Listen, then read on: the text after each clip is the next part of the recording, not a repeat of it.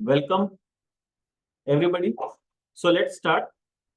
तो आज का जो वेबिनार है जो हम कंडक्ट करने जा रहे हैं, the objective of this webinar is to explain our product dynamic gems to our investors. जैसा कि आप लोग में से कुछ लोग जानते होंगे कि रिसेंटली हमने अपना पीएमएस चालू किया है ट्रेडस्विफ्ट पीएमएस के नाम से, और हमारा जो प्रोडक्ट है दैट इज डायनामिक जेम्स। तो डायनामिक जेम्स क्या है, प्रोडक्ट एज अ प्रोडक्ट क्या है, हाउ इट वर्क्स, इसके अप्रोच क्या है, इसमें हम लोग किस तरह से स्ट्रैटेजी बनाते हैं, क्या इन्वेस्टमेंट का तरीका है, किन बातों को ध्यान में रखा जाता है, किस ऑब्जेक्टिव से ये प्रोडक्ट को लॉन्च किया गया, ये सारा चीज हम डिस्कस करेंगे। And finally what has been the return to our investors so फार।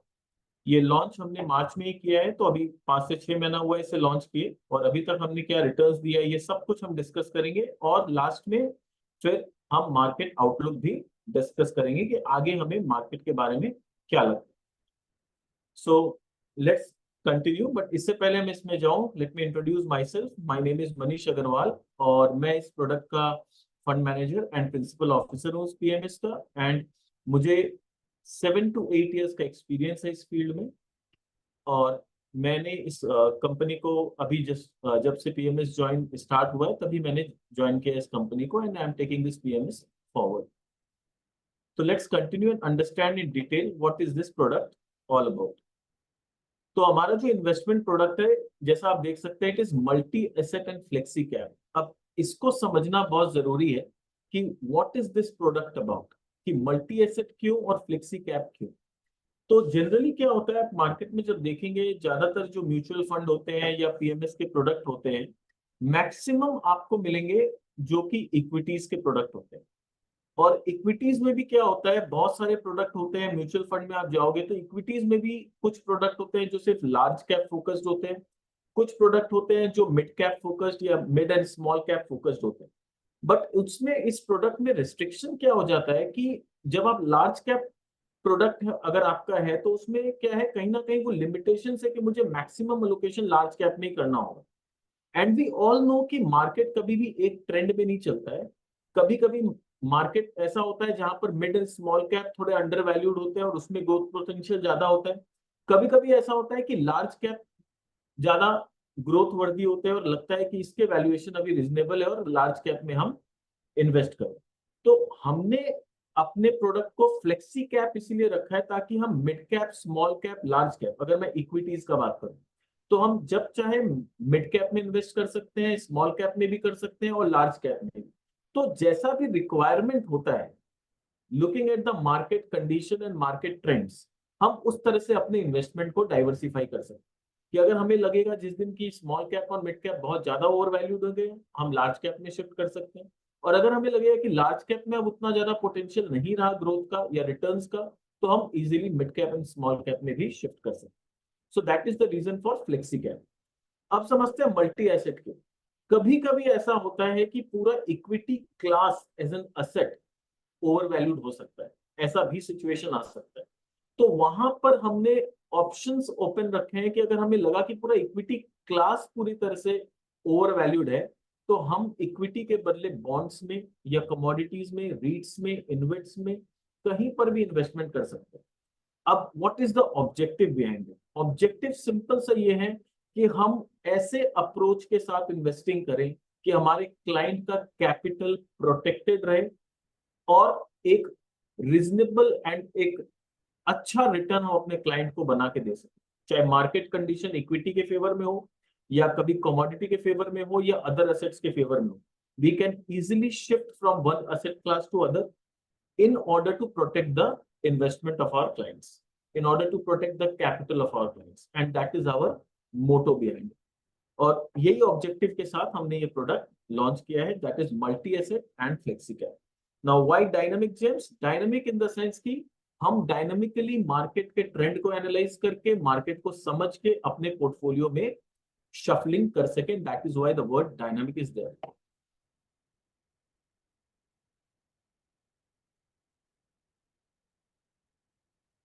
तो डायनामिक जेम का जो स्ट्रेटेजी है, स्ट्रेटेजी जैसा मैंने बताया, हमारा ऑफरिंग्स क्या क्या है, हमारे पास क्या क्या ऑप्शन है इन्वेस्ट करने का। हम इजीली डेट में, बॉन्ड्स में, ईटीएफ्स, इन्वेट्स, रीट्स, जहां चाहे वहां इन्वेस्ट कर सकते हैं। तो ये ऑप्शन हमने ओपन रखा है कि हम जिस भी एसेट क्लास में चाहें, we are ready to invest. Our vision consistently providing healthy returns by outperforming the markets and minimizing the risk through diversification. तो जैसा मैंने बताया कि हम क्यों मल्टी कैप और मल्टी एसेट और फ्लेक्सी कैप में है, ताकि एक हेल्दी रिटर्न्स कैपिटल को प्रोटेक्ट करते हुए हम अपने क्लाइंट्स को जनरेट करके दे सके। और डाइवर्सिफिकेशन का अगर बात करूं, तो जब हम मल्टीपल एसेट क्लास में पैसा लगाते हैं, या फिर अगर मार्केट कैप वाइज इक्विटी में भी मल्टी कैप में लगाते हैं, या फ्लेक्सी वाइज अपने large cap, small cap, mid cap को डाइवर्सिफाई करते हैं, तो वहां पर भी क्लाइंट का रिस्क जो है वो काफी रिड्यूस हो जाता है।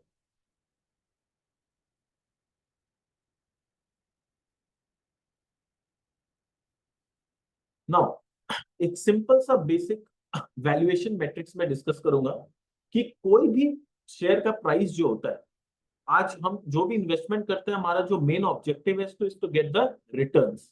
अब किसी भी रिटर्न्स का जो पैरामीटर होता है ना, जब भी कोई रिटर्न्स हम लेते हैं, तो returns comes from to aspect. या तो कंपनी का अर्निंग्स में ग्रो आ रहा है, या फिर वो री रेटिंग हो रहा है, या फिर कॉम्बिनेशन ऑफ टू। तो मल्टी बैगर अगर कोई स्टॉक बनता है तो उसमें कॉम्बिनेशन ऑफ टू होता है। There are earnings growth and there is re rating. तो मल्टीपल्स भी बढ़ते हैं उसके, और अर्निंग्स भी बढ़ता है। तो कोई भी चीज का जो रिटर्न होता है, ये बहुत इंपॉर्टेंट होता है कि समझना कि हमने एंट्री जब किया तो हमारा एंट्री के समय ईपीएस क्या था, और एग्जिट के समय ईपीएस क्या था। और दूसरा, एंट्री के समय हमारा पीई वैल्यूएशन क्या था, और एग्जिट के समय पीई वैल्यूएशन क्या था। एक सिंपल सा एग्जांपल से समझाना चाहूंगा कि मान लीजिए कि जब आपने किसी स्टॉक में इंटर किया, उस समय अगर आपका ईपीएस 10 रुपीज था, और जब आप उस पूरे रन को एक्सप्लोर करने के बाद जब एग्जिट कर रहे हैं, तो कंपनी का ईपीएस 50 है। तो आपका 5 टाइम्स ग्रोथ जो आया है वो अर्निंग्स के वजह से आया। तो आपका जो 5x रिटर्न बना है, that is because of EPS. अब उसमें अगर वैल्यूएशन जोड़ो कि जब आपने एंट्री किया था, कंपनी का जो प्राइस टू अर्निंग्स मल्टीपल था वो 20 था, और एग्जिट के समय वो 40 हो गया। तो यानी 2x ग्रोथ जो आया है वो आपका मल्टीपल्स की वजह से आया। तो 5x ग्रोथ आपका अर्निंग्स में आया है, और 2x ग्रोथ आपका वैल्यूएशन में है। That gives you a 10 bagger. तो अगर आपका कोई स्टॉक 10 बैगर हुआ है, तो मतलब मेरे एग्जांपल के हिसाब से उसमें दोनों का कंट्रीब्यूशन है। 5x का कंट्रीब्यूशन आपका ग्रोथ का आ गया, 2x का कंट्रीब्यूशन आपका मल्टीपल्स का है। तो अब इसमें ये समझना बहुत जरूरी होता है कि ग्रोथ किस वजह से आता है अर्निंग्स में, और वैल्यूएशन का मल्टीपल्स कब री रेट होता है। तो there are factors which influence the growth, earnings growth. तो अगर टॉप लाइन कंपनी का ग्रो कर रहा है, कंपनी के मार्जिन इंप्रूव हो रहे हैं। मार्जिन दो वजह से इंप्रूव हो सकते हैं, या तो कंपनी कोई ऐसा हायर मार्जिन प्रोडक्ट लॉन्च कर रही है जहां पर मार्जिन आर बेटर, या प्रोडक्ट मिक्स चेंज हो रहा है कंपनी का। जैसा कि हम देख सकते हैं, अगर आप थोड़ा सा ग्रेविटा इंडिया जैसी कंपनी, जस्ट फॉर एग्जाम्पल, ये कोई भी तरह का रिकमेंडेशन नहीं है, जस्ट फॉर एग्जाम्पल पर्पस, आप ग्रेविटा इंडिया को के शेयर को आप 5 साल पहले उनका बैलेंस शीट देखो, उनके रिटर्न्स देखो, उनके मार्जिन्स को देखो, और आज उनके मार्जिन्स को देखो, यू विल फाइंड दैट उनमें उनके प्रोडक्ट्स मिक्स में काफी चेंजेस आए। उस मिक्स के वजह से उनके मार्जिन्स काफी इंप्रूव हुए। तो इस तरह से देखा जाता है कि कहाँ पर प्रोडक्ट मिक्स की वजह से मार्जिन इंप्रूवमेंट आ रहा है, या कंपनी डीलेवरेजिंग कर रही है, यानी अपने डेट्स को चुका रही है। किसी कंपनी में पहले बहुत डेट हुआ करता था, interest expense was very high, and now it is going down because company is actually paying back the debt. तो उस वजह से भी अर्निंग्स में ग्रोथ आता है। नाउ री रेटिंग किस वजह से आता है, अगर उनके रिटर्न रेशियोज इंप्रूव हो जाए, यानी रिटर्न ऑन इक्विटी हो गया, रिटर्न ऑन कैपिटल एम्प्लॉयड उनका बेटर हो रहा है, तो वहां पर रिटर्न रेशियोज इंप्रूव हो रहे हैं। अगर मैनेजमेंट कैपिटल अलोकेशन प्रूडेंटली करता है, यानी नया जो कैपिटल मैनेजमेंट अलोकेट कर रहा है वो ऐसे बिजनेस में कर रहा है जो हाई मार्जिन है, या ऐसे प्रोडक्ट में कर रहा है जो हाई मार्जिन प्रोडक्ट, तो वहां capital allocation is sound. Management efficiency बहुत बार देखने को मिला है हमें बहुत सारी कंपनी में, कि जब मैनेजमेंट चेंज होता है और एक अग्रेसिव मैनेजमेंट आता है और टेक ओवर करता है बोर्ड को, तो वहां से कंपनी रीरेट हो जाती है। फिर इंडस्ट्री टेलविंड्स, जैसा हम देख सकते हैं कि लास्ट 3 साल में डिफेंस सेक्टर, रेलवे सेक्टर, ये पूरे इंडस्ट्री में एक तरह का टेलविंड आया, जो कि पिछले शायद 8 साल 10 साल से चले नहीं थे, पीएसयू सेक्टर। तो पीएसयू पूरा गवर्नमेंट के आने के बाद, गवर्नमेंट के थोड़ा एग्रेसिवली केपेक्स करने की वजह से इस पूरे सेक्टर में री रेटिंग हुआ। And then market perception. तो ये मार्केट परसेप्शन थोड़ा सा बोल सकते हैं ग्रे एरिया है कि मार्केट कभी कभी बहुत स्मार्ट भी हो सकता है या कभी कभी थोड़ा सा फुलिशली भी या बिहेव कर सकता है। तो ये मार्केट परसेप्शन को एज एन एनालिस्ट बहुत ध्यान से देखना पड़ता है। तो ऑब्जेक्टिव क्या है, जैसा मैंने पहले ही बताया, हमारा ऑब्जेक्टिव एकदम सिंपल है, हमारे क्लाइंट्स के लिए एक सुपीरियर रिस्क एडजस्टेड रिटर्न बना के देना। और उसके लिए हम large cap, mid cap, small cap, long term perspective से इन सब सेक्टर्स में, मतलब अलग अलग सेक्टर्स में और अलग अलग मार्केट कैप वाइज अपने पोर्टफोलियो को प्रॉपर डाइवर्सिफाई करते हुए इन्वेस्टमेंट करते हैं। और इन्वेस्टमेंट सिर्फ हम इक्विटीज में नहीं करते, because we have multi assets, तो we have opportunity to invest in debts, we can invest in bonds, ETFs, InvITs, REITs and other listed instrument. ये सारा जो इन्वेस्टमेंट होराइजन है ये हमारे लिए ओपन है। दिस इज इंपॉर्टेंट, हमारा इन्वेस्टमेंट फिलोसॉफी क्या है। Now what we look for while investing, क्या किन बातों का हम ध्यान रखते हैं जब हम इन्वेस्टमेंट के बारे में सोचते हैं या इन्वेस्टमेंट करने का स्ट्रैटेजी बनाते हैं। तो we employ fundamental cum technical research driven investment approach. Now why fundamental and why also technical? Fundamentals में हम कंपनी के बारे में पूरा डीपली स्टडी करते हैं, उसके एक एक पैरामीटर्स को देखते हैं, उसके फाइनेंशियल एनालिसिस करते हैं। फंडामेंटल एनालिसिस में बेसिकली तीन पार्ट होते हैं: financial analysis, business analysis and management analysis. तो फाइनेंशियल एनालिसिस में प्रॉपर्ली पूरा PL, balance sheet and cash flow को स्टडी किया जाता है। बिजनेस एनालिसिस में देखा जाता है उनके प्रोडक्ट क्या है, प्रोडक्ट जिस मार्केट को या जिस इंडस्ट्री को प्रोडक्ट सप्लाई हो रहे हैं वो इंडस्ट्री में कितना ग्रोथ है, टोटल एड्रेसेबल मार्केट जिसको हम टैम बोलते हैं, टोटल एड्रेसेबल मार्केट कितना है इस कंपनी के लिए और कंपनी में कितना ग्रोथ पोटेंशियल। और लास्ट मैनेजमेंट एनालिसिस, कि मैनेजमेंट अगर अग्रेसिव नहीं है और ग्रोथ ओरिएंटेड नहीं है तो भले ही बिजनेस कितना अच्छा हो या बैलेंस शीट अभी अच्छा दिख रहा हो, may be the growth will not come in future if the management is not aggressive enough. तो मैनेजमेंट को स्टडी करना बहुत जरूरी है कि उनमें किसी भी तरह का कोई कॉर्पोरेट गवर्नेंस का इशू ना हो, मैनेजमेंट ऑनेस्ट हो, इंटीग्रिटी हो मैनेजमेंट में, and they are growth oriented. तो ये सारे तीनों फैक्टर्स को ध्यान में रखते हैं हम जब फंडामेंटल एनालिसिस करते हैं। एंड देन कम्स टेक्निकल, जहां पर हम टेक्निकल का मदद लेते हैं to find the entry and exit point, कि कब किस प्राइस में एंट्री लेना सेफ है। सेफ इन द सेंस कि जैसा वॉरेन बफेट भी बोलते हैं, you must always buy stock at margin of safety. तो टेक्निकल्स देखने के पीछे हमारा लॉजिक सिर्फ इतना है कि we can buy things where we find margin of safety. क्योंकि मार्जिन ऑफ सेफ्टी पे अगर बाई नहीं करेंगे तो क्या होगा, भले ही हमने अच्छी कंपनी को बाई किया हो बट हमने अच्छे प्राइस पे बाई नहीं किया। And you can not make money just by investing in a good company, you have to invest at a good price also. तो बहुत जरूरी है कि हम प्रॉपर मार्जिन ऑफ सेफ्टी के साथ इन्वेस्ट करें। तो टेक्निकल्स का यूज इस वजह से ही हम करते हैं। पोर्टफोलियो जो हम कंस्ट्रक्ट करते हैं, जैसा हमने बताया, we have multiple assets in our portfolio, it can be many, all the investment horizon जो कि हमारे पास अवेलेबल है, equity, debt, bonds, REITs, InvITs, किसी में भी हम इन्वेस्ट कर सकते हैं as per the need. Investment universe क्या है, ये मैंने दो तीन बार ऑलरेडी रिपीट कर दिया, बार बार रिपीट नहीं करना चाहूंगा। इन्वेस्टमेंट यूनिवर्स हमारा रिस्ट्रिक्टेड नहीं है, किसी भी कैप वाइज रिस्ट्रिक्टेड नहीं है, किसी भी असेट क्लास वाइज रिस्ट्रिक्टेड नहीं, we are open to all.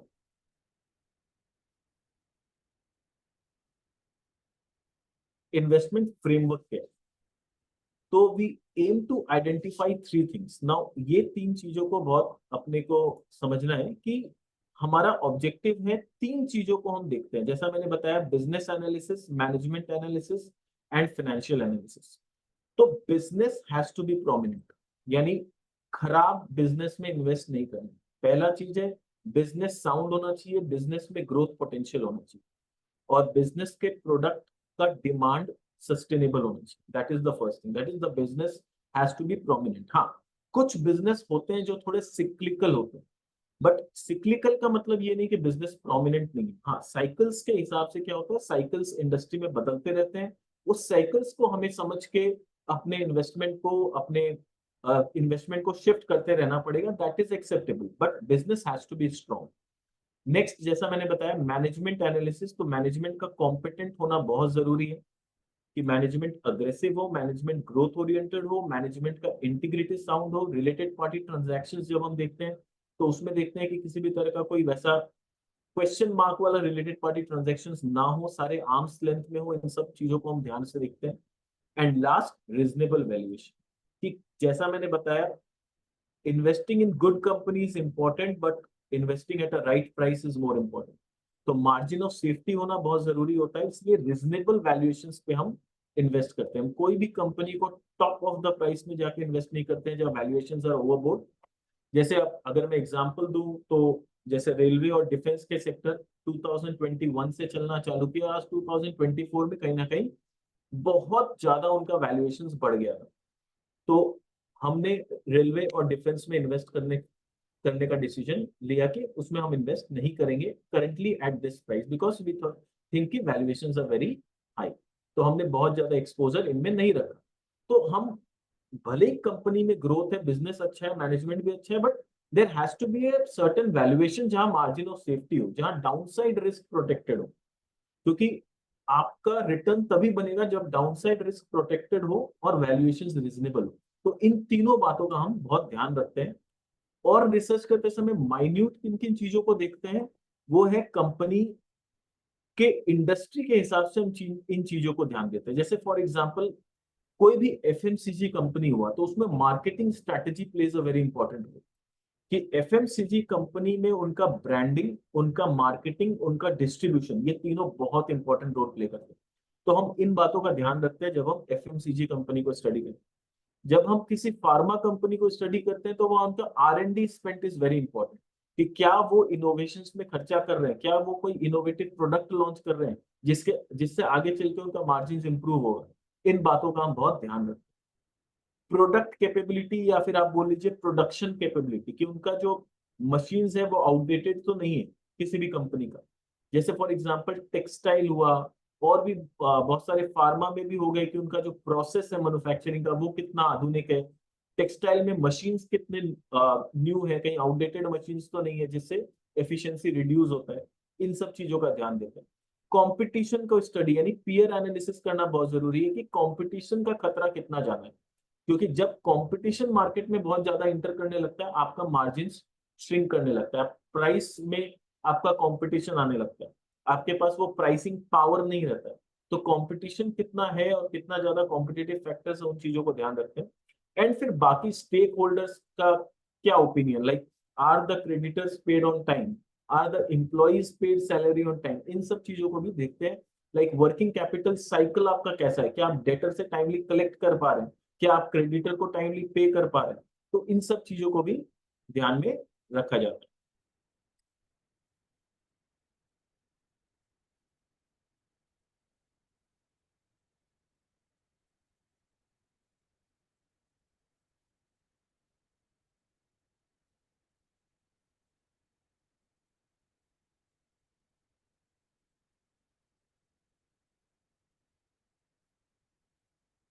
Next, investment strategy क्या होता है हमारा। तो इन्वेस्टमेंट स्ट्रैटेजी बेसिकली क्या रहता है कि हम सबसे पहले कोई भी असेट क्लास को सिलेक्ट करते हैं। तो सिलेक्शन करने के पीछे रहता है कि उसमें पहले हम थोड़ा ऊपर से रिसर्च करते हैं, इन डेप्थ रिसर्च करके ये पता लगाते हैं कि is it instrument worth investing और नॉट। उसके लिए हम दो अप्रोच लेते हैं, टॉप डाउन अप्रोच या bottom up approach. Now what is top down approach and what is bottom up approach. Top down approach में क्या होता है, हम पहले इंडस्ट्री को, सेक्टर को स्टडी करते हैं। फिर उसके बाद हम उस पर्टिकुलर कंपनी को या उस पर्टिकुलर असेट को स्टडी करते हैं, और फिर पता लगाते हैं कि इसमें कितना ग्रोथ पोटेंशियल है या कितना रिटर्न्स बनाने का इसमें क्षमता है। और बॉटम अप अप्रोच में क्या होता है, जैसे अगर कोई कंपनी का मैनेजमेंट का इंटरव्यू आया और management is very bullish about the growth of the company, और मैनेजमेंट का गाइडेंस जो है वो काफी पॉजिटिव है और काफी ग्रोथ ओरिएंटेड गाइडेंस है, तो हम उस कंपनी को स्टडी करते हैं। उसके बाद हम इंडस्ट्री और सेक्टर को समझते हैं कि मैनेजमेंट ने जो गाइडेंस दिया, क्या इंडस्ट्री का टेलविंड सपोर्ट करता है क्या, कि मैनेजमेंट अपने गाइडेंस को मीट कर पाएगा, अपने टारगेट्स को अचीव कर पाएगा। That is bottom up approach, कि पहले कंपनी को स्टडी करके सेक्टर को देखना कि क्या सेक्टर में उतना टेलविंड है कि मैनेजमेंट के गाइडेंस अचीव होंगे। इन सब चीजों को देखने के लिए बॉटम अप अप्रोच लेते हैं। तो ये दोनों अप्रोच को हम रखते हैं जब हम किसी भी कंपनी या असेट को डिसाइड करते हैं कि इसमें हमें इन्वेस्ट करना है। एंड नेक्स्ट, जैसा मैंने बताया, वैल्यूएशन डिसिप्लिन जो हमारे लिए सबसे इंपॉर्टेंट है, कि वैल्यूएशंस रीजनेबल होने चाहिए, अनरीजनेबल वैल्यूएशंस पे हम इन्वेस्ट नहीं करते। Risk management, this is very important कि आपका जो पोर्टफोलियो है वो प्रॉपरली डाइवर्सिफाइड हो ताकि आपके रिस्क नहीं हो। हम किसी भी शेयर्स में, यानी जब हम पोर्टफोलियो बनाते हैं आपका किसी भी कंपनी में, कोशिश करते हैं 4 या 5% से ज्यादा अलोकेशन किसी कंपनी में ना हो। सो दैट क्या होगा, अगर बाई चांस कोई एक आधा कंपनी में कुछ नेगेटिव आ भी गया तो आपके पोर्टफोलियो को बहुत ज्यादा हिट नहीं होता। And that is how we mitigate the risk और manage the risk of our portfolio. Asset allocation का बात करें तो हम इक्विटी, डेट, कमोडिटी सब में थोड़ा डाइवर्सिफाई करके एलोकेशन करते हैं। हाँ, जब इक्विटी में पोटेंशियल ज्यादा है तो इक्विटी में एलोकेशन थोड़ा ज्यादा होगा। अगर कभी लगा कि इक्विटी के अलावा दूसरे असेट में अगर पोटेंशियल ज्यादा है तो वहां एलोकेशन बढ़ जाएगा। तो इन सब चीजों को हम ध्यान देते हैं एलोकेशन करते समय। नाउ मल्टी बैगर अप्रोच, यानी हमारा अप्रोच जो होता है या किस तरह की कंपनीज में हम जनरली इन्वेस्ट करते हैं, 3 तरह की कंपनी होती है। जैसे कुछ कंपनीज होती है जो ग्रोथ कंपनी होती है, यानी जो ये जनरली ग्रोथ कंपनी जो होती है मिड कैप स्मॉल कैप में होती है। तो ऐसी कंपनी में क्या होता है कि कंपनी में काफी फास्ट ग्रोथ आ रहा है, कंपनी एक्सपेंशन कर रही है और नए नए प्रोडक्ट लॉन्च कर रही है, तो ग्रोथ काफी फास्ट होगा ऐसी कंपनी में। तो इनके पी मल्टीपल्स जनरली थोड़े हाई होते हैं, but if growth is there to support the multiples it is okay. Next दूसरी टाइप की कंपनी होती है जहां थोड़ा कंट्रेरियन बेट लेना पड़ता है कि अभी ये इंडस्ट्री नहीं चल रही है, तो वहां पर जो कुछ कंपनी के शेयर है बहुत ही सस्ते वैल्यूएशन पे अवेलेबल है। यानी जो उसका वैल्यू है और जो उसका प्राइस है, there is a difference, value is greater than the price. तो ओनली बिकॉज की इंडस्ट्री में भी थोड़ा सा हेडविंड्स है। पर अगर हमें लगेगा कि हेडविंड्स होने के बावजूद भी अगर कंपनी बहुत अपने फेयर वैल्यू से बहुत सस्ते रेट पे ट्रेड कर रही है करेंटली, तो उसमें भी हम छोटा अलोकेशन लेते हैं, दैट इज कॉल्ड कंट्रेरियन में। कि जब ये इंडस्ट्री में पॉजिटिविटी आएगा और एक इंडस्ट्री टेलविंड्स आएगा, इसके वैल्यूएशन मल्टीपल्स फटाफट ग्रो होंगे और वहां पर बहुत अच्छा रिटर्न्स बनेगा। और तीसरा कैटेगरी होता है जो होता है वैल्यू कंपनी। वैल्यू कंपनी मतलब इसके जो असेट है, इनहेरेंट एसेट जो है, उसका प्राइस समटाइम्स, कुछ कंपनी होती है जिनके असेट का प्राइस उनके मार्केट कैप से ज्यादा होता है। यानी उनके पास कोई लैंड बैंक ऐसा है या कुछ असेट ऐसे है या कोई ऐसा उनके पास पेटेंट राइट है या कोई ऐसा उनके पास रिसोर्सेज है जो कि अभी तक मार्केट ने शायद उसको प्राइसिंग नहीं किया उनके मार्केट कैप में। तो ऐसी कंपनी को भी हम ढूंढते हैं और उसमें भी हम लोग इन्वेस्टमेंट करते हैं। ना कितने टाइप की कंपनीज होती है जनरली मार्केट में, कुछ कंपनीज होती है जो स्लो ग्रोवर्स होती है। ये जनरली क्या होता है, जो लार्ज कैप कंपनीज होती है जो ऑलरेडी बहुत बड़ी हो गई, इनमें आप देखोगे कि ग्रोथ जनरली बहुत स्लो आता है, बहुत फास्ट ग्रोथ नहीं आएगा। जैसे फॉर एग्जांपल, अगर जस्ट फॉर एग्जांपल मैं बोलूँ, अगर एचयूएल का बात करूँ तो एचयूएल ऑलरेडी इतनी बड़ी कंपनी हो चुकी है, उसमें हम एक साल में 40 50 60% का ग्रोथ एक्सपेक्ट नहीं कर सकते। So they are safe stock but they are slow growers. कुछ स्टॉलवर्ड्स होती है, यानी they are well established company with moderate growth rate, वो स्टैब्लिश्ड हो चुकी है और उनमें एक मॉडरेट ग्रोथ आते रहेगा। They are like long term compounders story, कि आपको इसमें ऐसा भी नहीं होगा कि ग्रोथ नहीं आ रहा और ऐसा भी नहीं होगा कि बहुत फास्ट ग्रोथ आ रहा है। इट्स लाइक एक सर्टेन रेंज में ये ग्रोथ रेगुलर बेसिस पाएंगे। फिर कुछ होती है फास्ट ग्रोवर्स कंपनी होती है, उसमें इंडस्ट्री टेलविंड्स भी उनको सपोर्ट कर रहा है, मैनेजमेंट भी एग्रेसिव है, कंपनी भी बहुत लार्ज कैप नहीं बन चुकी है, तो कंपनीज मोरलेस मिड और स्मॉल कैप जहां पर अभी भी ग्रोथ का पोटेंशियल बहुत ज्यादा है। कुछ कंपनी सिक्लिकल्स होती है। वैसे तो अगर आज के डेट में मैं बताऊं तो सेक्टर रोटेशन की वजह से ऑलमोस्ट सभी सेक्टर की कंपनीज थोड़ी बहुत सिक्लिकल है, but generally companies like automotive, housing या मेटल्स ये ज्यादा सिक्लिकल होती है। Metals are I think most cyclical stories. तो ऐसी कंपनी भी होती है जो सिक्लिकल्स है। कुछ कंपनी होती है जो टर्न अराउंड है। टर्न अराउंड का अगर मैं बात करूं तो क्या है, कंपनी का अगर आप हिस्टोरिकल फाइनेंशियल डेटा देखोगे आपको कुछ अच्छा नहीं लगेगा, आपको खराब लगेगा। बट अभी रिसेंटली कंपनी ने शायद अपना डेट चुकाया है या डेट को रिस्ट्रक्चर किया है या कुछ नया एक्सपेंशन किया है या कोई ऐसा नया स्टेप लिया है जिससे लग रहा है कि कंपनी पास्ट में जो भी खराब होना था हो गया, अब इससे ज्यादा कुछ खराब नहीं हो सकता, अब यहां से थिंग्स विल इम्प्रूव। तो ऐसी कंपनी को जनरली हम टर्न अराउंड स्टोरीज बोलते हैं। Then there are asset plays, जहां पर कि उनके पास असेट जो अंडरलाइंग वैल्यू ऑफ असेट है that is sometimes far more than the market value, तो ऐसी कंपनीज को हम असेट प्लेस बोलते हैं। इन्वेस्टमेंट प्रोसेस क्या है हमारा, तो इन्वेस्टमेंट प्रोसेस में सबसे पहले हमारा यूनिवर्स, जो आप जानते ही हो कि यूनिवर्स हमारा काफी बड़ा है यहाँ पर, क्योंकि there are multiple assets, sorry, and there are various flexi cap. उस यूनिवर्स में हम क्या करते हैं, स्टॉक्स को स्क्रीन करते हैं। There are certain parameters, fundamental parameter as well as technical parameters, जिसके बेस पे स्टॉक्स को स्क्रीन किया जाता है। जैसे आप भी स्क्रीनर में स्टॉक्स को स्क्रीन करते होंगे, so there are certain parameters on which we screen stocks. Screen के बाद वो जो स्क्रीन में जो गिनी चुनी 15, 20 या 30 कंपनी आती है, उनमें हम इन डेप्थ फंडामेंटल रिसर्च करते हैं। जैसा मैंने बताया, financial analysis, business analysis and management analysis, ये तीनों को हम करते हैं इन डेप्थ। और उसके बाद उस 25-30 कंपनी में से कुछ 5-7 कंपनी शॉर्ट लिस्टेड होती है। वो शॉर्टलिस्टेड कंपनी में फिर हम लोग रिलेटेड पार्टी ट्रांजैक्शंस और थोड़ा बहुत चैनल चेकिंग ये सब करने के बाद, if we are totally convinced that everything is good about the company, valuation is fair, तो वो हमारे पोर्टफोलियो का पार्ट बनती है। एंड पोर्टफोलियो का पार्ट बनने के बाद भी बाद जो नेक्स्ट स्टेप आता है उसमें दो आता है, पोर्टफोलियो मॉनिटरिंग एंड रीबैलेंस। तो मॉनिटरिंग में क्या हो जाता है कि हर क्वार्टर रिजल्ट्स को ट्रैक करना, मैनेजमेंट के कॉन कॉल्स को सुनना, मैनेजमेंट से हो सके तो बात करना, उनसे समझना कि आगे क्या ग्रोथ गाइडेंस है, कंपनी में क्या चैलेंजेस आ रहे हैं, इन सबको रेगुलर बेसिस पे ट्रैक करते रहना। एंड रीबैलेंसिंग, कि अगर कोई कंपनी बहुत ज्यादा चल चुकी है या उसके वैल्यूएशन, जब हमें लगता है कि अब ये वैल्यूएशन बहुत ज्यादा ओवर वैल्यूड हो चुकी है, तो उसको वहां पर थोड़ा सा ट्रिम करके उसके बदले किसी दूसरी कंपनी में इन्वेस्ट करना, तो दैट इज रीबैलेंसिंग प्रोसेस। तो ये हमारा पूरा इन्वेस्टमेंट प्रोसेस है।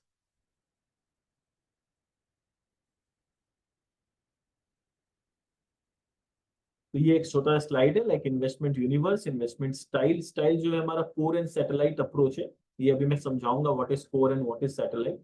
देन इन्वेस्टमेंट हमारा डाइवर्सिफाइड है across market cap and sectors. And जो हमारा इन्वेस्टमेंट फोकस है, दैट हम टॉप डाउन बॉटम अप दोनों को ध्यान रखते हैं, मैक्रो को भी, मैक्रो इकोनॉमी को भी ध्यान देते हैं, और individual fundamentals of the company को भी ध्यान में रखते हैं। Now what is core and satellite. तो कोर और सैटेलाइट हमारा जो स्ट्रेटेजी है, उसमें कोर पोर्टफोलियो में क्या होता है, जो कंपनी हम इन्वेस्ट करते हैं वो जनरली लॉन्ग टर्म व्यू से इन्वेस्ट करते हैं, नेक्स्ट 3 to 5 years, कि नेक्स्ट 4-5 साल में ये कंपनी हमें लगता है कि एक वेल्थ क्रिएटर बनेगी। पर ऐसा नहीं है कि अगर कोर पोर्टफोलियो में हमने कोई कंपनी ले ली तो उसमें हम एग्जिट 5 साल बाद ही करेंगे, ऐसा कुछ नहीं है। ऑब्जेक्टिव होता है कि नेक्स्ट 3-4-5 साल ये कंपनी हमारे पोर्टफोलियो में रहेगी। पर किसी भी दिन हमें लगा कि जिस थेसिस पे हमने इन्वेस्ट किया था, या हमें लगा कि जिस रैशनल पे हमने इन्वेस्ट किया था वो रैशनल डगमगा रहा है, या कंपनी जैसा प्रॉमिस की थी और हमने जिस प्रॉमिस के भरोसे पे सोचा था कि ये कंपनी यहाँ एक सर्टेन लेवल तक पहुंच सकती है, that is not being played out, तो हम उसमें एग्जिट भी कर जाएंगे। और सैटेलाइट पोर्टफोलियो जो हमारा होता है वो जनरली थीमेटिक बेट्स होते हैं, कि कभी कोई थीम अच्छा चल रहा है, वहां पर साल भर से 2 साल तक का व्यू रहता है कि साल 2 साल इसमें अच्छा पैसा बनेगा। ये जनरली थोड़े सिक्लिकल्स भी होते हैं। तो सैटेलाइट पोर्टफोलियो में थोड़ा सा चर्निंग रहता है, जहां पर प्रॉफिट बुकिंग हम करते चलते हैं, ताकि एक अल्फा क्रिएट हो सके, और कोर पोर्टफोलियो हमारा ज्यादा चर्निंग नहीं होता है।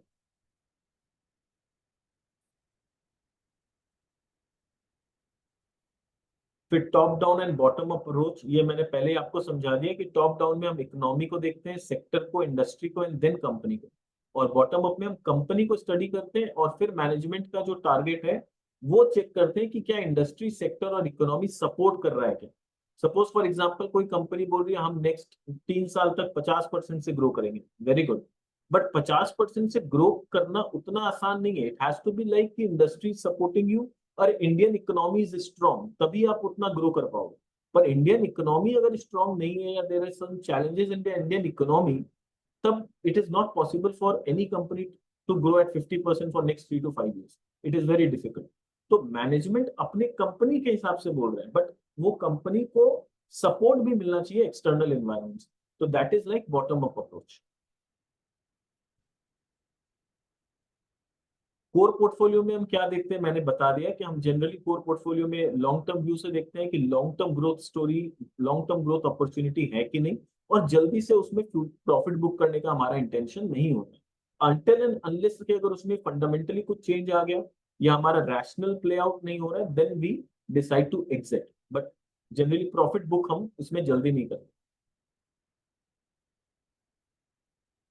Now what is our asset test process, जो हमने बताया ना कि हम फंडामेंटली जब एनालाइज करते हैं बिजनेस को, तो हम financial management and business analysis करते हैं, तो उनमें किन किन चीजों को हम टेस्ट चेक करते हैं। लाइक एसिड टेस्ट प्रोसेस क्या है हमारा, तो देयर आर 4 डिफरेंट टेस्ट। हम क्वालिटी टेस्ट करते हैं, ग्रोथ टेस्ट करते हैं, वैल्यूएशन एंड रिस्क, इन 4 चीजों को देखते हैं। नाउ इंडिविजुअली इसको डिस्कस करते हैं कि क्वालिटी में क्या, ग्रोथ में क्या, एंड वैल्यूएशन में क्या। तो क्वालिटी टेस्ट 2 चीजों का होता है, एक बिजनेस का क्वालिटी, एक मैनेजमेंट का क्वालिटी। कि business has to be profitable model, free cash flow generating होनी चाहिए। हो सकता है कि कोई 10 साल में, अगर मान लो किसी 1 या 2 साल में फ्री कैश फ्लो नहीं आया, ठीक है, but in 10-year period, like 6 to 7 years, there should be a free cash flow, कि आप company has the ability to generate free cash flow. Incremental return on capital, के रिटर्न ऑन कैपिटल एम्प्लॉयड या return on equity जो है वो grow कर रहा है, company is able to make the best use of its asset, that is important. Opportunity और market size कितना बड़ा है, यानी टोटल एड्रेसेबल मार्केट कितना है बिजनेस का, और बिजनेस के पास कोई सस्टेनेबल मोट है कि नहीं। नाउ व्हाट इज मोट, मोट क्या होता है कि बिजनेस के पास कोई ऐसा स्पेशलिटी है कि दूसरा कोई भी कॉम्पिटिटर आके उसके बिजनेस को आसानी से हिला ना सके। सपोज फॉर एग्जांपल किसी के पास रिसोर्स के फॉर्म में, जैसे आज मिडिल ईस्ट का बात करें, तो मिडिल ईस्ट के पास सबसे बड़ा मोट क्या है, उनका ऑयल। तो आज उनके पास नेचर का दिया हुआ ऐसा रिसोर्स है कि जल्दी से उनके बिजनेस मॉडल को कोई हिला नहीं सकता। ऐसी कोई कंपनी है जिसके पास पेटेंट है, तो अगर कोई पेटेंट राइट उस पर्टिकुलर कंपनी के पास है, तो कोई दूसरा उस पेटेंट को इन्फ्रिंज नहीं कर सकता, तो उस कंपनी के पास एक मोट हो गया। तो वैसे हम ढूंढते हैं कि किसी कंपनी में क्या चीज का मोट है। किसी के पास अपना ब्रांड का मोट है। फॉर एग्जाम्पल आज अगर हम कोका कोला का बात करें, तो कोई भी एक इंसान आज बोलेगा हम एक सॉफ्ट ड्रिंक कंपनी खोल लेते हैं, क्या वो कोका कोला को टक्कर दे पाएगा, क्या वो पेप्सी को टक्कर दे पाएगा, नहीं दे पाएगा। क्योंकि कोका कोला और पेप्सी के पास अपना ब्रांड का इतना बड़ा मोट है कि no individual player can easily come and enter and penetrate their industry. तो इट इज वेरी डिफिकल्ट। तो ऐसी कंपनी में जनरली हम देखते हैं कि कोई मोट हो है कि नहीं। देन मैनेजमेंट का, जैसे मैंने बताया, इंटीग्रिटी है कि नहीं, पैशन है कि नहीं बिजनेस के प्रति। मैं सबसे इंपॉर्टेंट, प्रमोटर होल्डिंग एटलीस्ट 50% हो, या फिर promoter holding is continuously increasing, that shows कि प्रमोटर है स्किन इन द गेम, वो अपने बिजनेस में पूरी तरह से लगे हुए। बट अगर मान लीजिए कि प्रमोटर रेगुलर अपना शेयर बेच रहा है, तो there is a big question mark. Efficient capital allocation होना चाहिए, रिस्क मैनेजमेंट सही होना चाहिए प्रमोटर का, गवर्नेंस, कॉर्पोरेट गवर्नेंस का कोई इशू नहीं होना चाहिए पास्ट में, या ऐसा कोई कंप्लेन नहीं होना चाहिए प्रमोटर के ऊपर, and corporate culture should be sound. Growth का जब हम बात करते हैं, तो हम जनरली देखते हैं कि ग्रोथ कहाँ से आएगा कंपनी में, या कंपनी ग्रोथ करने लायक सिचुएशन में है कि नहीं। लाइक मैनेजमेंट और सीईओ में कोई चेंज आया, कोई एग्रेसिव मैनेजमेंट आया है क्या बोर्ड में, which can take good decisions. Industry structure में क्या चेंज आ रहा है जिसकी वजह से ग्रोथ आ सकता है। क्या नया ग्रोथ कैटलिस्ट है, जैसा मैंने ग्रेविटा का एग्जांपल दिया था कि वो वैल्यू एडेड प्रोडक्ट में जब जा रहे थे तो उनमें ग्रोथ का कैटलिस्ट नजर आ रहा था। तो वैसे नेक्स्ट कौन सी कंपनी है जिसमें इस तरह का ग्रोथ कैटलिस्ट नजर आ सकता है। कोई इनोवेटिव प्रोडक्ट वो लोग लॉन्च कर रहे हैं क्या, कोई केपेक्स अगर उन्होंने किया है, तो क्या केपेक्स कंप्लीट हो रहा है, अब आने वाले समय में उसमें से रेवेन्यू आना चालू होगा क्या। तो ये सब चीजों को हम देखते हैं, वहां से ग्रोथ आ सकती है। और सस्टेनेबल ग्रोथ के लिए क्या है, अपॉर्चुनिटी साइज बड़ा होना चाहिए। मोट जो है वो ऐसा नहीं होना चाहिए कि महीना 2 महीना का मोट है। It's like the moat has to be sustainable for couple of years at least, and free cash flow generation होना चाहिए। वैल्यूएशन जब टेस्ट करते हैं, तो जैसे मैंने बताया, पी मल्टीपल्स इंपॉर्टेंट है, प्राइस टू बुक देखते हैं। तो अलग अलग कंपनीज में या फिर अलग अलग सेक्टर में अलग अलग वैल्यूएशन मल्टीपल्स है। जैसे फॉर एग्जांपल अगर आप बैंकिंग सेक्टर का बात करें, तो बैंकिंग सेक्टर में पीई उतना ज्यादा रिलेवेंट नहीं है जितना प्राइस टू बुक रिलेवेंट। तो बैंकिंग सेक्टर में price to book is a major. फिर मैन्युफैक्चरिंग कंपनी जिसके फिक्स्ड एसेट बहुत ज्यादा होते हैं, जिसमें थोड़ा सा डेट लेना पड़ता है, या जिस सेक्टर में डेट थोड़ा ज्यादा होता है, उसमें EV by EBITDA multiples is a good parameter to look at. साथ में पी मल्टीपल देखो। और जहां पर फॉर एग्जांपल आप देखो कि आईटी कंपनी जहां डेट वेट उतना ज्यादा नहीं होता, तो वहां पर फ्री कैश फ्लो बहुत इंपॉर्टेंट हो जाता है, वहां पर आपका पी मल्टीपल्स इंपॉर्टेंट हो जाता है। फिर कोई ग्रोइंग कंपनी है जो हमें लगता है जिसका पी थोड़ा हाई है, तो ग्रोथ और पी को देखते हुए पेग रेशियो को हम लोग ध्यान से देखते हैं कि जो पी अगर हाई भी है, तो क्या ग्रोथ उसको जस्टिफाई कर पा रहा है कि, तो वहां पर peg ratio becomes important. Risk में हम लोग देखते हैं कंपनी स्पेसिफिक रिस्क है या मार्केट स्पेसिफिक रिस्क है। तो कंपनी स्पेसिफिक रिस्क कहाँ हो सकता है, जहां मैनेजमेंट का क्वालिटी थोड़ा सा इंफीरियर हो, या मैनेजमेंट में थोड़ा क्वेश्चन मार्क हो, या मैनेजमेंट उतना ज्यादा अग्रेसिव ना हो, या फिर उसका बिजनेस मॉडल ऐसा है जो कि डिसरप्शन प्रोन है। जैसे फॉर एग्जांपल, अगर मैं एग्जांपल लूं कोडक, तो कोडक जो फिल्म्स बनाती थी, वो एक समय it was a kind of multinational company, बहुत बड़ी कंपनी, बट उसका बिजनेस क्या था, डिसरप्शन प्रोन था। कि जैसे ही डिजिटल कैमरा आना चालू हुआ, कोडक का पूरा बिजनेस मॉडल हिल गया।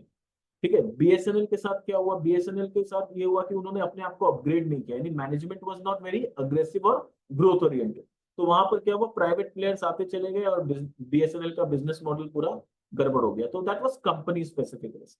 मार्केट रिस्क में क्या हो सकता है कि मार्केट में टेम्पररी डिसरप्शन या डिसलोकेशन आ सकता है क्या, मैक्रो फैक्टर्स बिजनेस के अगेंस्ट में जा सकते हैं क्या, जियोपॉलिटिकल या पॉलिटिकल इश्यूज के वजह से इस बिजनेस को क्या खतरा हो सकता है, या लिक्विडिटी है कि नहीं।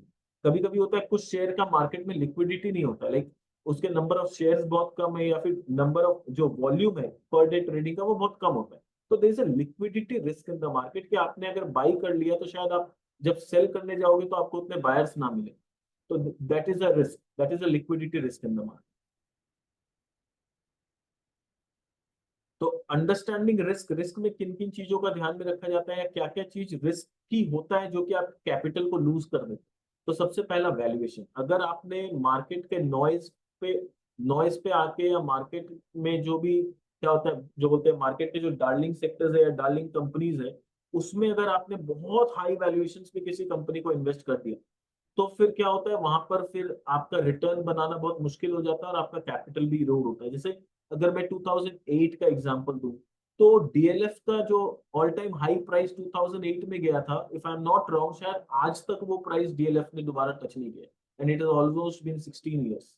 तो क्या होता है जब आप एक एक्सट्रीम वैल्यूएशन में किसी कंपनी में एंटर कर जाते हो ना, तो फिर वहां पर आपका कैपिटल लॉस भी होता है, आपका टाइम लॉस भी होता है। अगर कोई 16 साल से आज डीएलएफ लेके बैठा है और अभी तक उस हाई प्राइस पे, उसके अपने बाई प्राइस पे नहीं पहुंच सका है, तो सोचिए उसने कितना अपॉर्चुनिटी लूज कर दिया। तो valuation risk is very important to understand. Earnings risk, कि आज कंपनी अर्निंग्स अच्छा दिखा रही है, बट क्या ये जो अर्निंग्स है क्या वो सस्टेनेबल है कि नहीं। जैसे अगर मैं एग्जांपल दूं आपको, तो कोविड के समय में बालाजी अमाइंस, एल्काइल अमाइंस जैसी कंपनी का अर्निंग्स काफी ज्यादा ईपीएस ग्रोथ आया था और वैल्यूएशन एकदम हाई चले गए थे।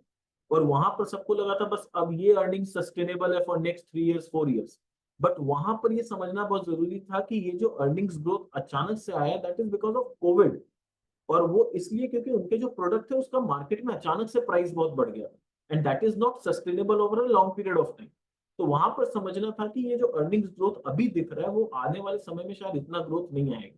तो वो चीज समझना बहुत जरूरी है। नेक्स्ट, बैलेंस शीट रिस्क, कि अगर कोई कंपनी जिसका डेट बहुत हाई है, तो वहां पर एक बैलेंस शीट रिस्क आ जाता है, एंड उसको समझना बहुत जरूरी होता है कि क्या ये कंपनी, बैलेंस शीट रिस्क को देखने के लिए हम डेट टू इक्विटी जैसे देखते हैं, इन्वेस्टमेंट कवरेज रेशियो देखते हैं, या डेट बाई इबिटा एक मल्टीपल होता है वो भी चेक करते हैं कि क्या ये कंपनी के पास इतना कैश फ्लो है कि, या इतना अर्निंग्स और प्रॉफिट है कि ये अपने डेट को चुका पाएगी नेक्स्ट 5 to 6 ईयर्स में। तो ये सारा चीज बैलेंस शीट रिस्क को चेक करने के लिए होता है। तो रिस्क मैनेज, अपना रिस्क मैनेजमेंट प्रोसेस क्या है कि we buy it, buy right यानी राइट मल्टीपल्स पे, राइट वैल्यूएशंस पे, जो हमारा एसिड टेस्ट प्रोसेस है उसको चेक करते हुए हम इन्वेस्ट करेंगे। कंसिस्टेंटली उस कंपनी को ट्रैक करते रहेंगे कि उसमें क्या न्यूज आ रहा है, मैनेजमेंट क्या स्टेप्स ले रहा है, क्या चेंजेस आ रहा है। फिर selling right, selling right means ये एक बहुत डिफिकल्ट होता है, even if you ask to big very big investors also, it is a toughest question to answer कि when is the right selling point। तो किसी ने आज तक एकदम टॉप पे नहीं बेच पाया है, because you have to leave certain downside to exit. तो वहां पर सेलिंग राइट के लिए हम थोड़ा सा टेक्निकल्स का मदद लेते हैं, जहां पर हम थोड़ा चार्ट्स को देखते हैं और अपना जो फंडामेंटल्स है उसको भी देखते हैं कि क्या जो अर्निंग्स हमने प्रोजेक्ट किया था या हमने सोचा था, क्या वो अर्निंग्स उतना ग्रो करेगा कि नहीं, और अगर लग रहा है कि नहीं उतना ग्रोथ नहीं आएगा, तो we decide to exit। Now, how we buy using the risk management strategy, हमारा जो इन्वेस्टमेंट का तरीका है या बाइंग का तरीका है वो क्या है, हम कैलिब्रेटेड कैपिटल डिप्लॉयमेंट करते हैं using technical and fundamental factors, कि धीरे धीरे इन्वेस्ट करते हैं। ऐसा नहीं है कि एक ही दिन में लगा दिया, हाँ अगर एक ही दिन में लगा कि आज वैल्यूएशन बहुत सस्ता है या मार्केट बहुत गिरा हुआ है, उसमें हमें सस्ते मल्टीपल्स पे मिल रहा है तो हम लगा देंगे, बट जनरली हमारा स्ट्रेटेजी होता है कैलिब्रेटेड वे में हम पैसे को इन्वेस्ट करते हैं और ग्रेजुअली स्केल अप करते हैं। यानी किसी कंपनी में अगर हम पहले 1% एलोकेशन लिए, फिर लग रहा है कि नहीं, the things are actually playing out the way we thought, तो उसके बाद फिर हम उसमें और एलोकेशन थोड़ा सा बढ़ाते हैं। Sticking to the basics, now what do I mean by this? Sticking to the basics का सिंपल मतलब क्या है? अगर आप सुनोगे ना मार्केट में, अगर नॉइज सुनोगे, तो there is lot about many ways of investing. कोई एल्गो का बात कर रहा है, तो कोई किसी का बात कर रहा है, अलग अलग टेक्नोलॉजी को यूज करके इन्वेस्टिंग का बात कर रहे हैं, and that is all good. पर बिजनेस एनालिसिस मेरे अकॉर्डिंग इज वेरी इंपॉर्टेंट, कि अगर हम एल्गो यूज कर रहे हैं या टेक्नोलॉजी यूज कर रहे हैं, पर वहां पर अगर बिजनेस एनालिसिस को हम नहीं उतना फोकस कर रहे हैं, तो there is a risk. Because technical aspect से जो कॉल लिया जाएगा, अगर बिजनेस उसको सपोर्ट नहीं करेगा, तो that call can be misleading. तो हम कोशिश करते हैं कि सबसे इंपॉर्टेंट है बिजनेस एनालिसिस, कि चीजों को सिंपल रखना है। अगर बिजनेस सही है, because when I am buying a share, I am actually not buying a share, I am investing in a company, I am buying a company, तो उसका बिजनेस स्ट्रांग होना चाहिए, बिजनेस में ग्रोथ आना चाहिए, अर्निंग्स में ग्रोथ आना चाहिए। तो बिजनेस का ग्रो करना बहुत इंपॉर्टेंट है। तो हमारा 70% ऑफ आवर फोकस इज कि बिजनेस सही हो, वैल्यूएशन सही हो, मैनेजमेंट और फाइनेंशियल सही हो, और उसके बाद फिर हमें कोई भी अगर टेक्नोलॉजी यूज करना है या क्वांट यूज करना है या जो भी use, that is just to support our understanding of the business. Long term horizon, जैसा मैंने बताया, कोर एंड सैटेलाइट अप्रोच रहता है। कोर में जनरली लॉन्ग टर्म होराइजन रहता है, उस हिसाब से हम इन्वेस्ट करते हैं। और फ्रेश आइडिया मतलब अगर हमने कोई कंपनी बाई किया, वो अचानक से बहुत ज्यादा रनअप हो गया, अब उसके बाद कोई नया क्लाइंट आता है, तो हम उसे रनअप की भी कंपनी में इन्वेस्ट नहीं करते हैं। वी नो कि when to enter at a right price and valuation. तो हम उनके लिए, जो न्यू क्लाइंट्स हैं, उनके लिए जनरली फ्रेश आइडियाज लेके आते हैं, जिसमें अभी शायद उतना रनअप नहीं हुआ। तो इस तरह से हम कैपिटल को स्लोली कैलिब्रेट वे में डिप्लॉय करते हैं। नाउ व्हाट वी अवॉइड, क्या चीज रेड फ्लैग्स है हमारे लिए? तो वी अवॉइड इम्पल्सिव डिसीजन, कि ऐसा नहीं है कि मार्केट में, न्यूज में, मीडिया में, सब जगह किसी पर्टिकुलर स्टॉक का बात हो रहा है और हम एकदम इम्पल्सिवली उसमें बाई कर लें, ऐसा नहीं है। We are not being influenced by the news channels और प्लेटफॉर्म। हम जब तक हमारा रिसर्च कंप्लीट नहीं होता है और हमारा कंप्लीट कन्विक्शन बिल्डअप नहीं होता है, we don't invest. We don't act on market movements, की कोई शेयर अचानक से चल रहा है तो बस हम भी ले लेते हैं, तो उस तरह का इन्वेस्टमेंट नहीं होता है generally. We don't try and chase winners और हॉट स्टॉक्स। हम किसी भी स्टॉक को चेज करने में बिलीव नहीं करते हैं। जैसा मैंने बताया कि डिफेंस और रेलवे अचानक से बहुत ज्यादा भाग गए, तो we didn't change that, we are waiting, we are still waiting, कि अभी भी हमें लग रहा है कि अगर वैल्यूएशन थोड़ा सा और करेक्ट होगा, उसके बाद हम सोचेंगे कि एंट्री करना है कि नहीं, कहां पर हमें मार्जिन ऑफ सेफ्टी दिखेगा।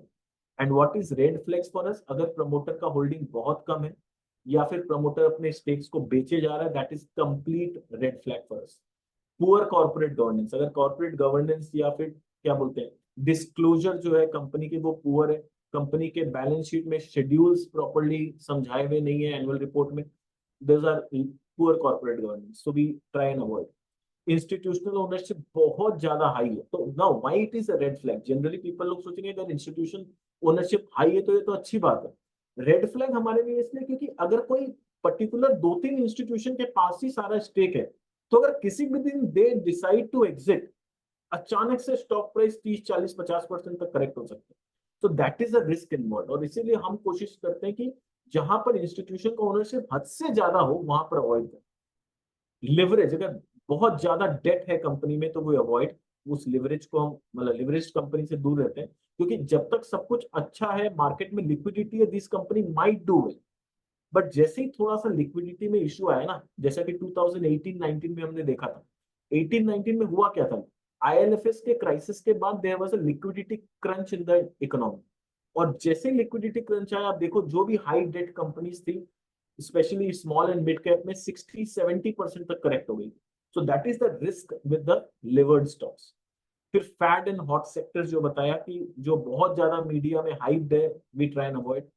एन एक्सपेंसिव वैल्यूएशन, अगर वैल्यूएशन बहुत हद से ज्यादा है और वो उसके वैल्यू को सपोर्ट जस्टिफाई नहीं कर पा रहा, उसका ग्रोथ या earnings, that is red flag for us, कभी भी करेक्ट हो सकता।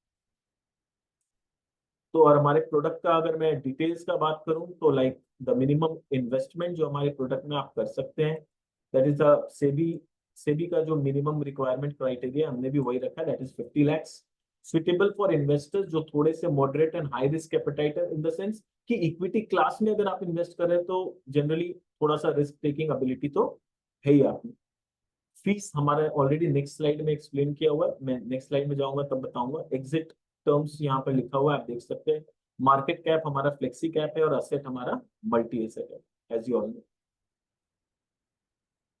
ये हमारा फीस स्ट्रक्चर है, तो इसको डिटेल में समझने के लिए आप हमारे सेल्स टीम से कोऑर्डिनेट करें। अभी आपको सारा कॉन्टैक्ट डिटेल्स शेयर किया जाएगा। आप चाहें तो इस स्लाइड का एक स्क्रीनशॉट अपने पास रख सकते हैं, और फिर और डिटेल में आप जानना चाहें तो आप हमारे सेल्स टीम को, हमारे ऑफिस में आ सकते हैं, सेल्स टीम से कोऑर्डिनेट कर सकते हैं, उनसे पूरा डिटेल में समझ सकते हैं ये फीस स्ट्रक्चर, इनके कैलकुलेशन का तरीका। तो मैं 1 मिनट के लिए पॉज हो जाता हूँ, चाहे तो इसमें स्क्रीनशॉट ले लीजिए।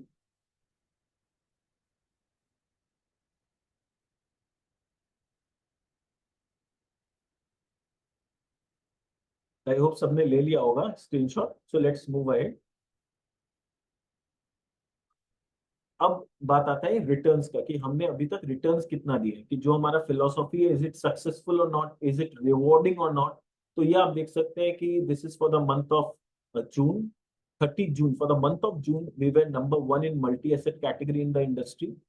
इन the month of June we gave a return of 9.02%। ठीक है, तो we were number 1 in the industry. अगर मैं बात करूं 31 जुलाई, that was for the month of July we were rank 2, that is 7.19% return सिर्फ मंथ ऑफ जुलाई में आए थे हमारे। हेलो। और फिर अगर मैं बात करूं अगस्त का, तो अगस्त में लाइक जून जुलाई अगस्त 3 मंथ्स मिला के जो टोटल हमारा 3 मंथ्स का रिटर्न है, we wait again number 1 in the multi asset category in the industry. तो इट वाज 18.69, और अभी तक हमने सिंस इंसेप्शन यानी मार्च के ऑलमोस्ट एंड से हमने स्टार्ट किया, वी हैव ऑलरेडी जनरेटेड 30% का return for our investors. So you already know कि हमारा जो स्ट्रैटेजी है इट इज मोर और लेस सक्सेसफुल।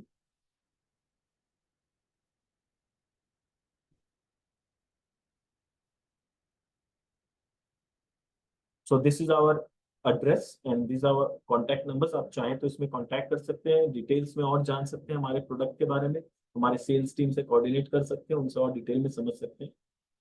तो आप चाहे तो इसका भी स्क्रीनशॉट रख लीजिए, नंबर सेव कर लीजिए। And now surprise for you, जैसा मैंने बताया था कि now mister Sandeep Jain, our director, will himself address you. So please welcome mister Sandeep Jain. He will be discussing about the market outlook and that is the bonus for today. Please.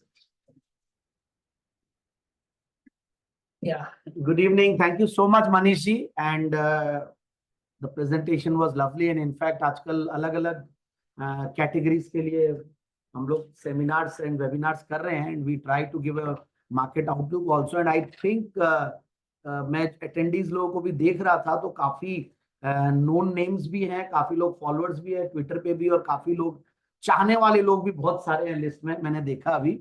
So thank you so much for being there with us always. And हो सकता है कई हमारे clients भी हैं PMS के, जिनको बार बार सुनने की वो रहती है कि भाई हम लोग किस तरीके से कर रहे हैं, क्या हमारा अपडेट है. एंड यस, हम लोग की मल्टी एसेट स्ट्रैटेजी एक्चुअली में बहुत यूनिक स्ट्रैटेजी. और अभी हमने जब इसको इनफैक्ट स्टार्ट किया था पीएमएस को, तब हमें नहीं पता था कि multi asset will be the buzzword. आज हम देखते हैं कि मल्टी एसेट फ्लेक्सी कैप, ये एक स्ट्रैटेजी आज हर जना अपने आर्टिकल्स में और हर जना अपने कमेंट्री में बोलता है कि फ्लेक्सी कैप होना चाहिए. और ये हमने डे 1 को ही सोच लिया था. हालांकि जिस दिन हमने एप्लीकेशन पीएमएस की लगाई थी, तो ये दिमाग में नहीं था कि हम ऐसे करेंगे, बट हमें लगा कि क्या स्ट्रैटेजी, रोज सोचते सोचते समझ में आया कि we should give a solution जो कि आपके लिए अपने आप में एक फाइनेंशियल प्लानिंग की तरह काम करे. मतलब पीएमएस में देखिए क्या होता है, सिर्फ इक्विटीज की हम बात करें तो कई बार ऐसा होगा, ऐसा समय आएगा. अभी जो रोजी पिक्चर है ऐसा हरदम नहीं रहेगा. मुझे ऐसा लगता है कि there will be a time जब लोग काफी मतलब मार्केट्स में जब एग्रेसिव हो जाएंगे, और उस टाइम पे अगर मार्केट करेक्ट करेगा तो उस समय हमें रिटर्न्स को बचाना, पैसे को बचाना बहुत डिफिकल्ट हो जाएगा. और ऐसा होगा कि उस टाइम पे gold silver can play a good role in protecting your returns. तो हम लोगों ने इसलिए गोल्ड सिल्वर को महत्व दिया, और हमने गोल्ड सिल्वर लिया भी है. And we are very happy that कि गोल्ड सिल्वर वाली स्ट्रैटेजी हमारी काम कर रही है. हो सकता है कि एक समय आएगा हम आरईआईटी भी ले, उस टाइम पे हो सकता है कि फंड्स लगाने के लिए जगह ही नहीं हो. स्मॉल कैप मिड कैप भी चल गए, मार्केट्स भी चले हुए हैं, तो हम लोग आरईआईटी में भी पार्क करते हैं. फिर बॉन्ड्स का समय आएगा। तो ऐसा है कि अलग अलग और वो प्रोपोर्शन बढ़ते रहेगा। मतलब अभी इक्विटीज पे ज्यादा फोकस है क्योंकि इक्विटीज आर डूइंग वेल। धीरे धीरे ये इन जो दूसरे एसेट क्लासेस है उनका भी बढ़ेगा। And in the longer run कई बार ऐसा होगा कि we might underperform also the broader markets of the equities, क्योंकि इक्विटीज अभी चल रहा है बट ओवर द पीरियड हमें देखना होगा 5 साल 10 साल के होराइजन से। तो this strategy will really work. And अब एक बार मैं मार्केट के आउटलुक की अगर मैं बात करूं तो मार्केट्स में हमने देखा कि आज भी निफ्टी ने अपने हाईज बना दिए, जबरदस्त माहौल बना हुआ था। कटान आज इनफैक्ट सितंबर महीने की कटान थी। अब नेक्स्ट मंथ अक्टूबर जो है वो क्रूशियल मंथ इसीलिए होता है कि यहाँ पे वीकली सॉरी क्वार्टरली रिजल्ट्स आएंगे और देखना है कि आईटी के रिजल्ट से शुरुआत होती है, किस तरीके का रहता है। दूसरा, हमें ऐसा लगता है कि लार्ज कैप्स पे फोकस ज्यादा रहना चाहिए अभी इस समय, क्योंकि अगर आप Nifty, bank Nifty, NSC, small cap 100, mid cap 100 सबको देखें तो ओवरऑल सबसे ज्यादा महंगा अगर है तो वो स्मॉल कैप सेगमेंट है। और जो निफ्टी है वो समाव अभी भी इंटैक्ट है। मुझे ऐसा लगता नहीं है कि बहुत महंगा है। इस पर पी मल्टीपल्स अगर हम देखें या price to book value multiples देखें और पास्ट के कुछ वैल्यूएशंस देखें तो अपने मीडियन के आसपास ही है। And at the same time हमें ऐसा लगता है कि वैल्यूएशंस को अर्निंग्स भी जस्टिफाई करो, और आगे की अर्निंग्स भी कैसे आती है अभी अक्टूबर का महीना शुरुआत होगी तब पता चलेगा। बट समहाउ ऐसा लगता है कि स्मॉल कैप मिड कैप में लॉन्गर रन में कहीं कोई रिस्क नहीं है। शॉर्टर रन में हो सकता है कि मिड कैप स्मॉल कैप ने जो आउट परफॉर्मेंस दिखाया था वो कंटिन्यू नहीं करे, और लार्ज कैप्स जो है वो थोड़ा सा आउट परफॉर्मेंस इसलिए दिखाएंगे, एक तो उनको कैचअप करना, और दूसरा जब भी एफआईआईज की बाइंग आती है, एफआईआईज के फंड्स का इन्फ्लो जब आता है, जो कि हम देख रहे हैं इस बार बड़ी तादाद में सितंबर के महीने में फंड्स आए हैं, तो वो लोग हमेशा कंफर्टेबल रहते हैं ये लार्जर मिड कैप्स और लार्ज कैप्स के साथ। और ओवरऑल मुझे संभाव बेस्ट, अगर आप बोलो कि मुझे 10 साल तक पैसा लगाना है और ओवरऑल पैसा, मतलब मिड कैप्स संभाव लगता है ये सबसे ज्यादा बना के देगा।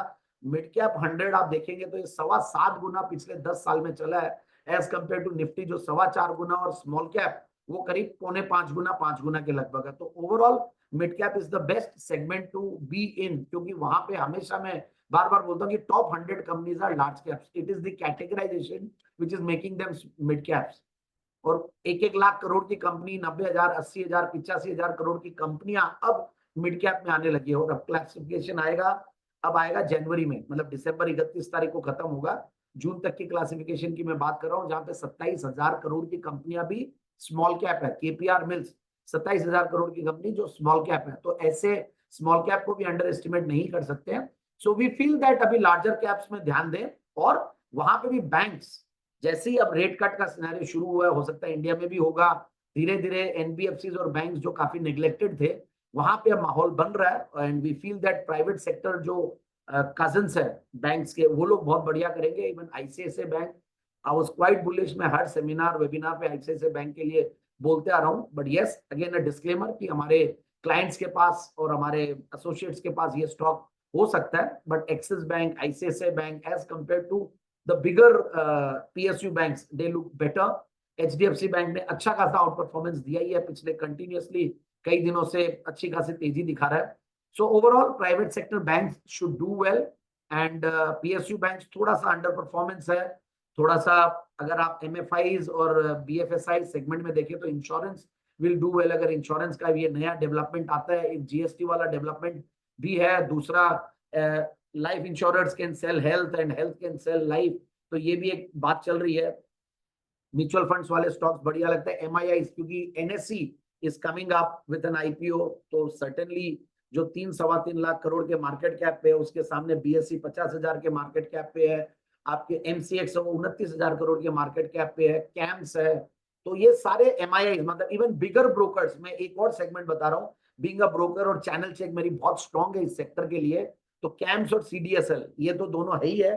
फिर कुछ बड़े brokers, even prudent corporate services, जो कि काफी अच्छा, वो लोग अपने आप में ब्रोकर भी और साथ साथ जो दूसरे थर्ड पार्टी प्रोडक्ट्स है उसका एग्रीगेशन का काम करते हैं, and they are doing very well. कुछ जो वेल्थ मैनेजमेंट करने वाली कंपनी है, जैसा कि हमने आनंद राठी भी बोला था, या 361 और ये सारे, इन सब पे बिल्कुल ध्यान रखें, and things are going to be better. And bigger brokers like Angel One and Share India, और ये बहुत सारे ब्रोकर्स हैं जो कि अच्छा करेंगे। We are quite bullish on the brokerage. और अभी ब्रोकिंग इंडस्ट्री में भी बहुत सारे चेंजेस आने वाले हैं। जैसा कि अभी सबसे बड़ी बात है कि मार्जिन के लिए जो शेयर्स एक्सेप्ट होने थे वहां पे फर्क आ रहा है। दूसरा, आपके एमटीएफ पे अब लोग ज्यादा फोकस करेंगे। तीसरी तरफ जो स्लैब बेनिफिट्स थे वो हटा दिए गए हैं, तो जो छोटे ब्रोकर्स है उनको भी और बड़े ब्रोकर्स को दोनों को अब अलग स्ट्रैटेजी से काम करना पड़ेगा। तो ये है, रोड्स वाली कंपनियां बढ़िया लगती है sectors wise. So private sector banks, MIIs, BFSI segment, roads वाली कंपनियां, इंफ्रा वाली कंपनियां, क्योंकि वहां पे एक्सपेंडिचर बहुत बड़ा अभी स्पेंडिंग बाकी है, क्योंकि बजट के महीने की वजह से, सॉरी, बजट और प्लस इलेक्शंस थे, उसकी वजह से बहुत सारा बजट अनस्पेंड था हर पर्टिकुलर सेक्टर की बात करें तो। आने वाले 6 महीने बहुत जबरदस्त रहेंगे। So fingers crossed. फिर भी हम यही बोलेंगे कि लार्ज कैप्स की तरफ थोड़ा सा ज्यादा फोकस करें, स्मॉल कैप मिड कैप में जो पोजीशंस है उनको इंटैक्ट रखें, जहां पे आपको कन्विक्शन आता है वहां पे बने रहे। बाकी हम लोग हमारे पीएमएस में भी इसी टाइप की स्ट्रैटेजी कर रहे हैं। धीरे धीरे हम लोग थोड़ा सा लार्ज कैप की तरफ भी शिफ्ट कर रहे हैं। बाकी स्मॉल कैप और मिड कैप भी जो हमने लिया, हमें बहुत कन्विक्शन है और वो अच्छा आउट परफॉर्मेंस दे रहे हैं इस बार भी। In fact we were very lucky that Friday को, I think that was Friday Manish ji, that day a single day return was so high, it was very surprising, and I think it was around 3.40% on a single day। 20% के दो circuits, nothing to boast about. एक दिन अच्छा होता है, एक दिन खराब भी हो सकता है, आगे का पता नहीं। But yes, fingers crossed, we will always try to outperform and we are trying our level best. एंड धीरे धीरे हमने हमारी और टीम को और मजबूत कर रहे हैं। अभी रिसेंटली 3-4 लोगों को और हमने रिसर्च में लाए हैं, और सीएज हैं, सीएफएज हैं और एमबीएज हैं, कुछ लोग फाइनेंस में एमबीए किए हुए, उन लोग को हमने अभी टीम में इंसर्ट किया है। So let's see. Thank you so much once again, आप लोग अटेंड किए। एंड हर बार, कई बार ऐसा लगता है कि रिपीटेटिव भी होते हैं, बट रिपीटेटिव होने के कॉस्ट पे अगर कोई चीज को हम बार बार कन्विंस कर सके आपको, so we are more than happy to do that. Thank you so much. नमस्कार। अब क्यूएनए है, अगर आप लोग के क्वेश्चन आंसर्स हम लोग देखते हैं। यहाँ पे आइए मनीष जी हमारे। आप लोग के अगर कोई भी डाउट है या कोई क्वेश्चन है तो आप क्वेश्चन आंसर्स वाले जो पोर्टल है उसमें आप क्यूएनए में अपना क्वेश्चन पोस्ट कर सकते हैं। Happy to answer any question. Manish, एक क्वेश्चन है मिस्टर कमल लोढ़ा का। हाँ, क्या क्वेश्चन? उनका है कि 2025 में यदि फॉल आया तो अपना पीएमएस का परफॉर्मेंस क्या रहेगा? तो 2025 में फॉल, देखिए फॉल कब आएगा, ये 24 में भी आ सकता है, 25 में भी आ सकता है, बट और परफॉर्मेंस एग्जैक्टली क्या रहेगा ये बोलना मुश्किल है। But we are taking all the necessary steps to mitigate the risk. जैसा कि सर ने बताया, हम गोल्ड में, सिल्वर में ऑलरेडी अपने एलोकेशन को बढ़ा रहे हैं। तो that is the strategy are going forward कि जो भी हमें लगेगा इक्विटी रिस्क पे है या मैक्रो इवेंट की वजह से अगर किसी भी तरह का कोई खतरा है, तो we will definitely shift our portfolio to the safer pack. Like pharma हो सकता है, it could be gold, it could be silver, it could be like large cap. तो इस तरह से हम लोग सेफ हेवेंस जिसको बोलते हैं वहां पर हम इन्वेस्ट करेंगे, और that is the overall philosophy. इसमें एक और चीज ऐड करना चाहूंगा मैं, जैसे कि आईटी की अभी बात कर रहे थे डिफेंसिव्स की तरफ, तो हो सकता है कि हम लोग लार्जर आईटी कैप्स पे भी जा सकते हैं, क्योंकि IT as such underperform किया पूरी। अगर तेजी आई है तो उसमें आईटी का रोल बहुत बड़ा अभी इन दिनों में नहीं है। लास्ट ये जो 2000 की रैली जो आई है, 2000 पॉइंट्स की। एंड आपका क्वेश्चन बहुत वैलिड है कि अगर 2025 में फॉल आता है, तो देखिए, ये अगर फॉल आता है तो पोर्टफोलियो नहीं टूटेगा, ऐसा हो नहीं सकता है। एंड भगवान ही ये चीज बोल सकता है, या एक जो लायर होता है वही बोलेगा कि हमारा चीज टूटेगी नहीं, हुआ है। But we will try our level best to mitigate the risk, as Manish ji said, कि हम लोग मिटिगेट जरूर करेंगे। और हम लोग इसीलिए गोल्ड सिल्वर पे अभी स्विच किए हैं। धीरे धीरे हो सकता है कि अगर अपॉर्चुनिटीज ज्यादा नहीं हो तो हम आरईआईटी के रिटर्न्स नहीं छोड़ेंगे, हो सकता है बॉन्ड्स पे भी हम लोग एंट्री ले। That's why we are multi asset. And अगर इक्विटीज में भी रहेंगे तो हम डिफेंसिव्स की तरफ टिल्ट कर जाएंगे। अभी जैसे हम लार्ज कैप्स की तरफ टिल्ट करने की कोशिश कर रहे हैं। सो वो थोड़ा थोड़ा हम लोग जितना हमारा अंदेशा हम लगा सकते हैं। देखिए, बाकी तो वी ऑलवेज कैन बी, कि we have to be more right and we have to be lesser wrong. बस यही हमारा टारगेट रहता है कि मार्केट्स को आउट परफॉर्म करना है हायर साइड पे, और लोअर साइड पे कम टूटना है। ये हमारे टारगेट रहते हैं। बाकी पूरी कोशिश रहेगी कि हम लोग बेहतर से बेहतर परफॉर्म करके दें और आप लोग के फंड्स को और ग्रो करके दें। यस, श्रेयांश दुग्गड़ जी का सवाल है। योगेश जी। योगेश जी। कल्पेश जी का है कि Hello Sandeep ji, pleasure to meet you live as I'm regularly watching G Business channel. Can you please guide investment option for NRI as I'm based out of Dubai, UAE? Okay. Thank you so much first of all for following me, and in fact NRIs के लिए भी PMS होता है. NRE account में भी खोल सकते हैं आप, NRO में भी खोल सकते हैं. NRIs के लिए अलाउड है, जस्ट दैट कि वो लोग FNO में काम नहीं कर सकते, बाकी सारी चीजें सिमिलर है, तो हम लोग आपके लिए कर सकते हैं. And our team will certainly get back to you and one on one basis पे आपको पूरी चीजें क्लैरिफाई करेंगी. और एक जरूर ये प्रॉब्लम है, समय बहुत लगता है NRI अकाउंट में, टाइम कम से कम एक महीना तो मिनिमम लग जाता है, जो हम लोग बहुत परेशान रहते हैं. But then yes, we will try our level best to make it faster.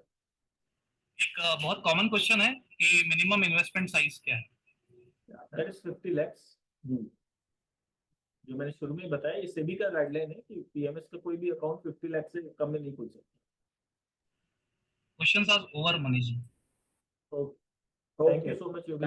Thank you So much for joining. So let's end our session today. I hope you all enjoyed the session today. Thank you so much.